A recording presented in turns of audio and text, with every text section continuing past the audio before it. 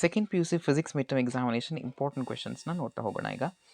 ನೋಡಿ ಇಲ್ಲಿ this M C Qs are very important. ಇಲ್ಲಿ ಇರ್ತಕ್ಕಂಥ ಎಮ್ ಸಿ ಕ್ಯೂಸ್ ರಿಪೀಟ್ ಆಗೋ ಚಾನ್ಸಸ್ ತುಂಬ ಜಾಸ್ತಿ ಇರುತ್ತೆ. The S I unit of electric field ನೋಡಿ, S I unit of electric field ಇದು ತುಂಬ important. And next distance between two charges is doubled ಏನಾಗುತ್ತೆ. ಸೊ ಈ ಥರ ಕ್ವೆಶನ್ಸನ್ನು ನೀವು ಸಿ ಇ ಟಿಲಿ ನೋಡಿರ್ತೀರ, ಅದೇ ಥರ ಕ್ವೆಶನ್ಸೇ ಮೋಸ್ಟ್ಲಿ ಬರುತ್ತೆ. ಓಕೆನಾ.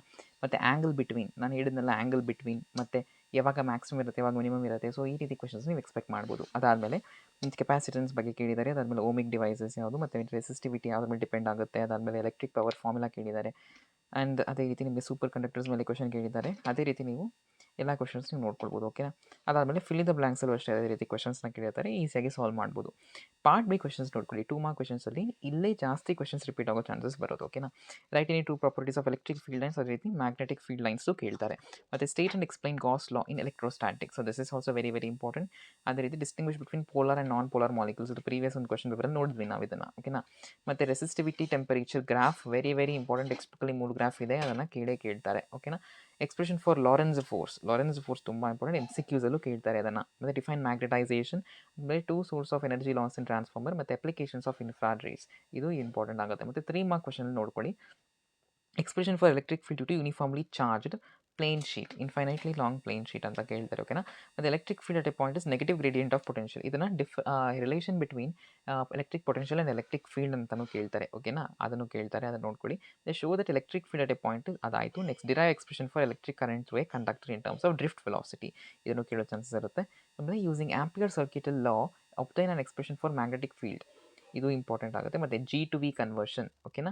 3 ಮಾರ್ಕ್ಸಲ್ಲಿ ಮೋಸ್ಟ್ ಇಂಪಾರ್ಟೆಂಟ್ ಕ್ವೆಶನ್ ಅಂದರೆ ಅದೇ ಜಿ ಟು ವಿ ಮತ್ತು ಜಿ ಟು ಎ ಕನ್ವರ್ಷನ್. ಓಕೆನಾ. Difference between diamagnetic and paramagnetic materials, ಇದೆಲ್ಲ ಕ್ವೆಶನ್ ಪೇಪರಲ್ಲೂ ಬರುತ್ತೆ. ಓಕೆನಾ. ಐದರ್ ಪ್ಯಾರಾಮ್ಯಾಗ್ನೆಟಿಕ್ ಫೆರೋಮ್ಯಾಗ್ನೆಟಿಕ್ ಹೇಳ್ತಾರೆ, ಇಲ್ಲಾಂದರೆ ಯಾವ್ದಾದ್ರು ಒಂದ್ರ ಬಗ್ಗೆ ಪ್ರಾಪರ್ಟೀಸನ್ನು ಬರೀರಿ ಅಂತ ಕೇಳ್ತಾರೆ. ಅದಾದಮೇಲೆ ಒಂದು ಪ್ರಾಬ್ಲಮ್ ಇದೆ.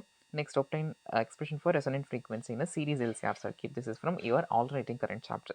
ಆಮೇಲೆ 5 ಮಾರ್ಕ್ ಕ್ವೆಶನ್ಸಲ್ಲಿ ನಿಮಗೆ expression for electric field at equatorial line of electric dipole, ಅದನ್ನು ಕೇಳ್ತಾರೆ. ಮತ್ತು electric potential due to point in an isolated point charge, so ಅದನ್ನು ಕೇಳ್ತಾರೆ. ಅದಾದಮೇಲೆ expression for equivalent E M F and internal resistance when 2 cells are connected in parallel, ನೋಡಿ in parallel ಮತ್ತು in series, ಈ ಎರಡು ಕೇಳೋ ಚಾನ್ಸಸ್ ಜಾಸ್ತಿ ಇರುತ್ತೆ. ಇದನ್ನು ಕೇಳಿಲ್ಲ ಅಂದರೆ ವೀಟ್ಸ್ಟೋನ್ ಬ್ರಿಡ್ಜ್ದು ಕೇಳ್ತಾರೆ. ಓಕೆನಾ.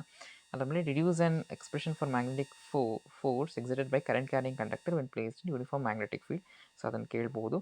And when this magnetic force will be maximum and minimum, ನೋಡಿ ಈ ಥರ ಕ್ವಶನ್ನ ಎಮ್ ಸಿ ಕ್ಯೂಸಲ್ಲಿ ಕೇಳ್ತಾರೆ. ಆ ಕಾನ್ಸೆಪ್ಟ್ನ ಚೆನ್ನಾಗಿ ಓದ್ಕೊಳ್ಳಿ. ಓಕೆನಾ. ಮತ್ತು instantaneous E M F induced in on A C generator. And next problems ಏನು ನಿಮಗೆ ಫೋರ್ ಪ್ರಾಬ್ಲಮ್ಸ್ ಇದೆ.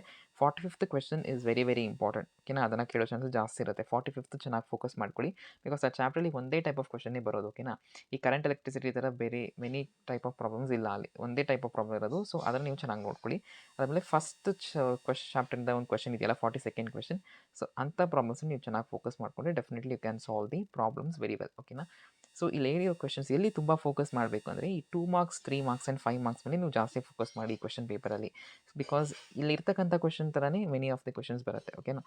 ಸೊ ನಿಮಗೆ ಈ ವಿಡಿಯೋ ಇಷ್ಟ ಆಗಿದ್ರೆ ಲೈಕ್ ಮಾಡಿ, ಮತ್ತು ಇದೇ ರೀತಿ ಯೂಸ್ಫುಲ್ ವೀಡಿಯೋಸ್ನ ಹಾಕ್ತಾ ಇರ್ತೀನಿ. ಸೊ ಚಾನಲ್ಗೆ ಸಬ್ಸ್ಕ್ರೈಬ್ ಮಾಡ್ಕೊಳ್ಳಿ. Thank you.